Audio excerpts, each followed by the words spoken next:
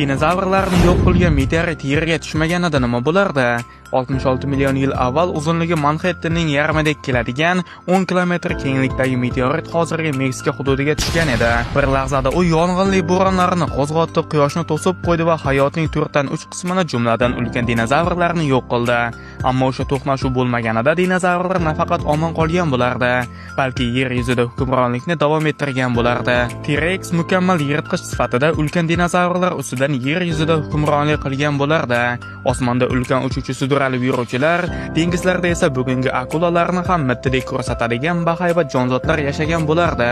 Yerning o'zi ham butunlay boshqacha ko'rinishda bo'lardi. Qutblar muzliklardan iborat emas, balki tropik o'rmonlar bo'lgan bo'lardi. Dinozavrlar har bir ekotizmni egallab olgan bo'lardi. Sut emizuvchilar uchun esa joy qolmagan, demak bizning evolyutsiyamizga ham imkon bo'lmagan bo'lardi. Bu esa odamlar yo'q, piramidalar yo'q, internet yo'q degani edi. Tarixning o'zi yozilmagan bo'lardi. Hatto odamzod million yildan keyin paydo bo'lgan taqdirda ham biz rivojlanmagan, balki faqatgina omon qolish uchun kurashayotgan bo'lardik. Siz shuni istaysizmi?